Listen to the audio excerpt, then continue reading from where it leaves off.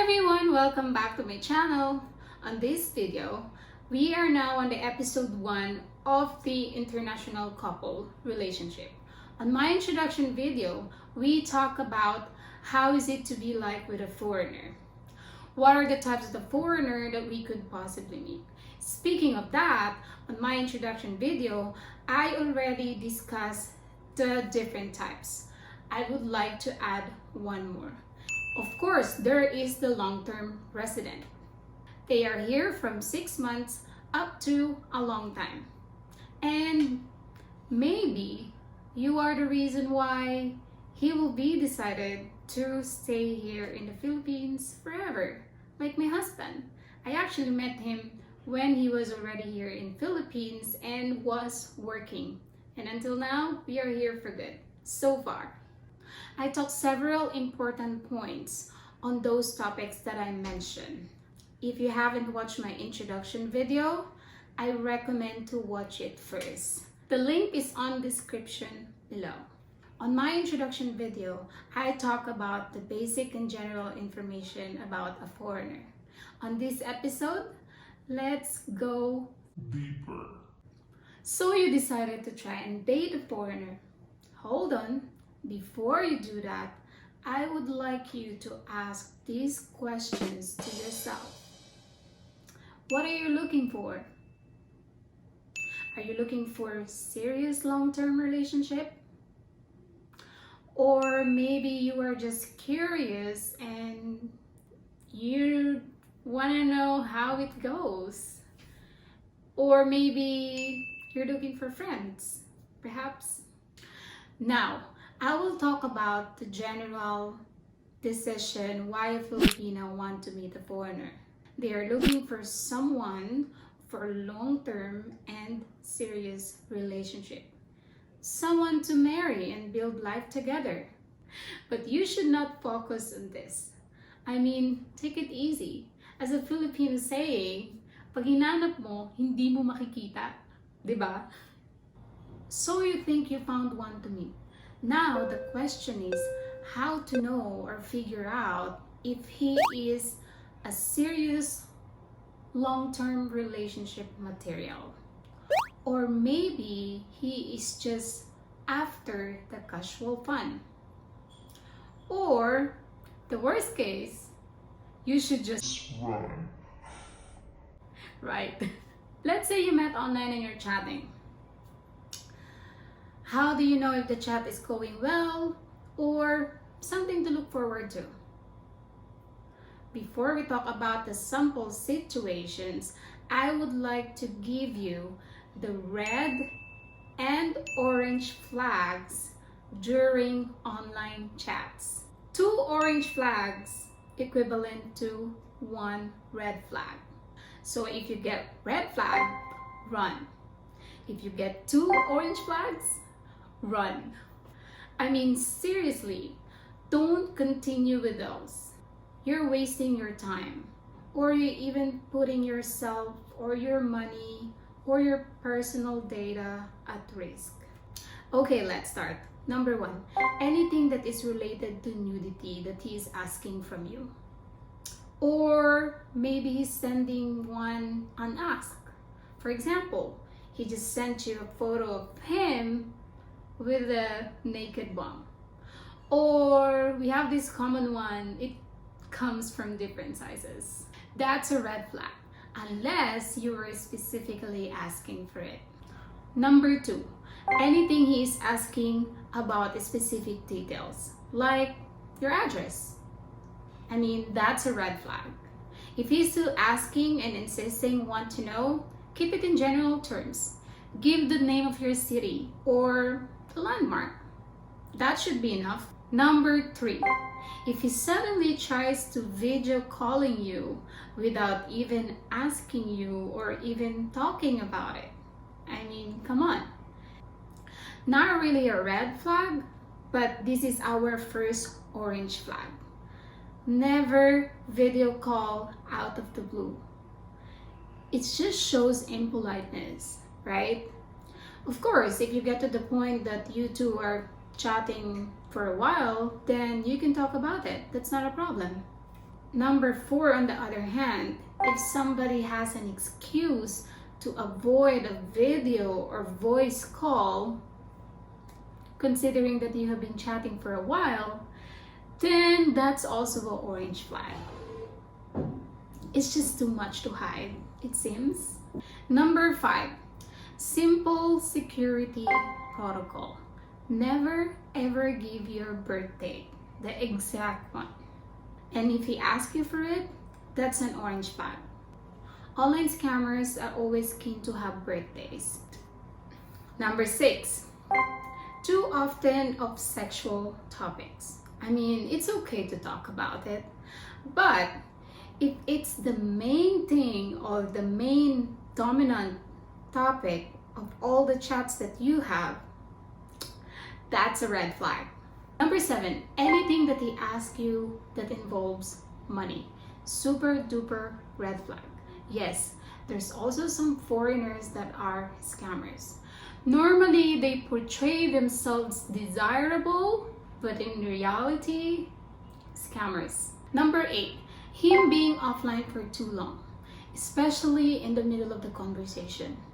I mean, if he tries to reply after a week, you have the right to know where or what happened to him.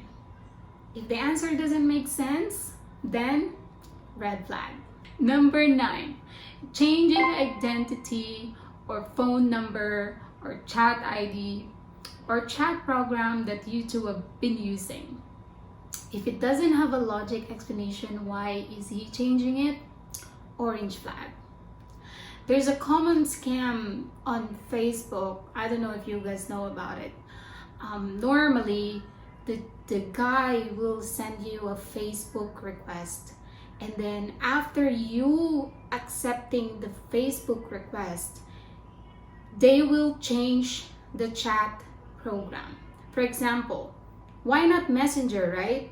So most of the time they ask for what's your WhatsApp or Viber and like that, which you can just use Messenger. So yeah, orange flag. Number 10, chatting at unusual times. For example, maybe he's in the US, maybe New York, and New York has a 12 hours difference to Manila. If you were chatting with him at 2 p.m. Manila time, then in New York it's already 2 to 4 a.m. Check the time zones if it makes sense. Why? Maybe he is married, hiding, or maybe they are not where they claim they are. Maybe, who knows? For me, that's an orange flag. And if there is strange timings, orange flag. After talking about the red and orange flags, let's go ahead and take a look at the sample situations when you are interacting with a foreigner online. First situation, he is not here in the Philippines. While chatting, find out the answers on these questions. Has he ever been to the Philippines? If not, has he ever been to Asia? If not, has he ever traveled outside his continent?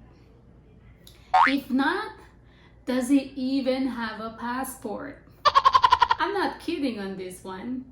I mean, based on my research, only 50% Americans have passport. Yeah. If you get to the last 2 questions and the answer is still no, don't waste your time, sister. Why? At some point, you want to meet him, right?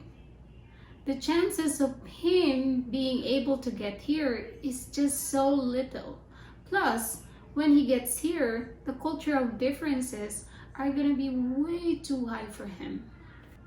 Now, if somebody ticked the boxes and has been here in the Philippines or maybe well-traveled, it doesn't mean that he's already serious. At least for a few months of chatting, you both, or at least him, should know when and how are you gonna meet in person. If there is no clear answer from him, again, don't hope too much. he should know that it's up to him to come here first, as we Filipina doesn't have an easy time traveling far away to meet someone. Second situation, he is here in the Philippines. He is in town. For example, he is in Manila, but you also met online and chatting. After chatting a little and you think that there are no red and orange flags, the first thing that you both should plan is how and where to meet in person. By the way, this also applies for your first in-person meeting with someone coming abroad. Even if he comes just only to meet you. Really? You think the only one that he's been chatting with? Think again. Still, I would follow the advice that I'm going to say when it comes on the first date or the first meeting. So here are my acceptable scenarios for the first date or first meeting. Number 1, always meet in public places. Example, restaurants, cafe, mall. Or if he insists in his hotel lobby, sure. I mean, normally hotel lobbies all have restaurants and cafes anyway. But if he say that the hotel lobby doesn't have those, easy. You can just ask where is he staying, open Google Maps, and choose a place nearby and decide to meet there. So why public places? Simple. It's easy to run. And if you need some help, there's people around for sure. And there is no gentleman going to ask you to meet somewhere inappropriate anyway. Now, number 2. This is quite common. What if he asks you to drink at the bar? This is also okay. However, there's a Filipino saying, pag may alak, may balak. Right? You need to set a goal on this meeting. If you think that you're not a drinker, might as well consider you can just only have one drink, or maybe don't drink at all. And very important is, no matter how the date is, remember, you should be able to go home by your own means.